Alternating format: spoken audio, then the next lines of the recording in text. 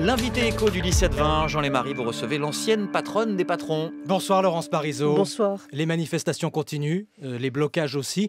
Qui doit reculer, la CGT ou le gouvernement ? Avant de désigner un responsable, un coupable et celui qui doit faire mouvement, je voudrais dire que j'estime que nous sommes aujourd'hui en état de catastrophe nationale. C'est comme s'il y avait un gigantesque suicide collectif qui était en train de s'organiser.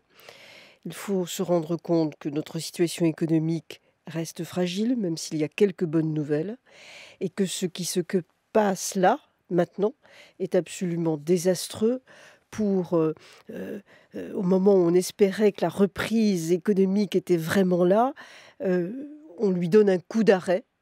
On donne un coup d'arrêt à tout investisseur qui aurait aujourd'hui envie de mettre du capital là pour développer une usine, là pour créer une nouvelle activité. C'est, je le répète, un état de catastrophe nationale. La situation est bloquée et je vous repose ma question. Qui a la solution ? Est-ce que le gouvernement doit tendre la main à la CGT qui poursuit la grève ? Eh bien, il me semble évident, puisque nous sommes dans quelque chose de national, de collectif, que la seule solution de sortie passe par une mobilisation de tous les acteurs pour se retrouver autour d'une même table. En clair, il faut que le gouvernement, les syndicats, tous les syndicats, y compris la CGT ? Y compris la CGT, mais je dirais aussi et surtout y compris la CFDT. Il faut que tous les syndicats... Mais la CFDT soutient le gouvernement, oui, ça c'est fait déjà. Mais non, il s'agit de se remettre tous autour de la table pour collectivement trouver une voie de sortie. Et il faut qu'il y ait les syndicats et le patronat, les syndicats de salariés et les représentants des employeurs. Il faut tout remettre à plat aujourd'hui ? Je pense Faire comme si on n'avait pas eu ces semaines de discussions, de débats, d'affrontements ? Alors, nous sommes dans un terrible sac de nœuds parce que j'ai parfois l'impression que dans le sac, c'est pas simplement des nœuds, mais c'est des serpents qu'il y a partout et qui sont prêts à mordre, parce que dès le départ, ce projet a été mal conçu. C'est d'ailleurs un avertissement pour tous ceux dans la classe politique française, plutôt à droite d'ailleurs, qui disent quand on gouverne, pour faire des réformes, il faut y aller là d'une manière très forte et par exemple avec des ordonnances. C'est de la même façon que Dominique de Villepin avait dit en 2006 il faut faire le CPE, je n'ai pas besoin de discuter avec les syndicats, je fais le CPE. On se souvient comment ça s'est terminé. L'histoire sociale de notre pays, son organisation actuelle sont telles que les choses ne peuvent avancer que par la délibération, puis la négociation, puis l'accord le plus large possible de toutes les Laurence parties. Parisot, est-ce que c'est encore possible aujourd'hui de trouver un accord si on ne le fait pas, la CGT, avec Force ouvrière, avec la CFDT, avec le MEDEF, avec le gouvernement, avec la majorité ? Il faut le chercher cet accord. Il faut avoir la volonté. Moi, je suis favorable au texte de Manuel Valls et notamment, je suis personnellement convaincue que l'article 2... Ce fameux article 2, l'accord d'entreprise primordial, serait une avancée majeure pour Est-ce qu'il faut le retoucher, cet économique. article ? Mais si vous avez autant de forces qui le refusent, quand bien même par le biais de nouveaux 49.3 ce serait voté, on ne ferait que repousser la contestation.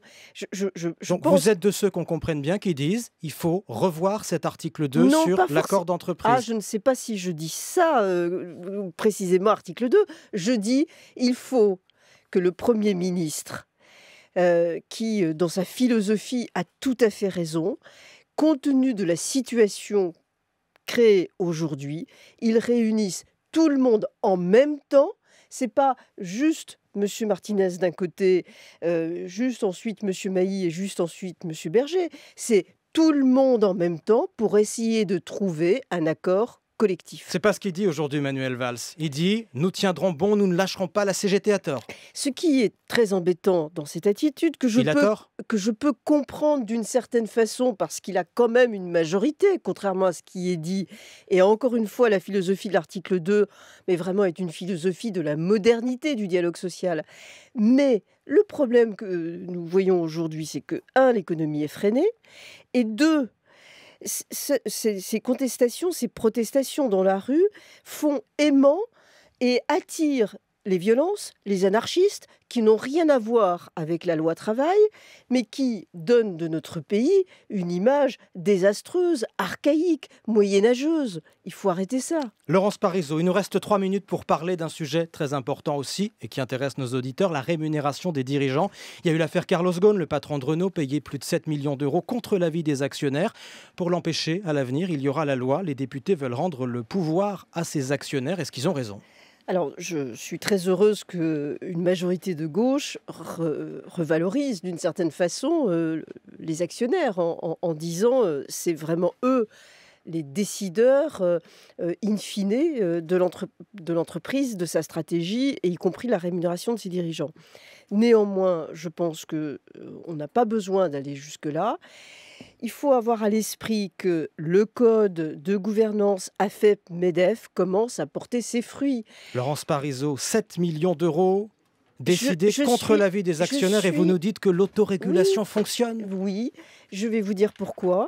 Je suis la première, et je l'ai écrit publiquement dans un article rendu public par Challenge, je considère que Carlos Ghosn est dans l'erreur totale. Il est d'ailleurs d'une arrogance provocatrice tout à fait déplorable et c'est tout à fait triste de voir un grand patron qui par ailleurs a vraiment un talent se comporter ainsi.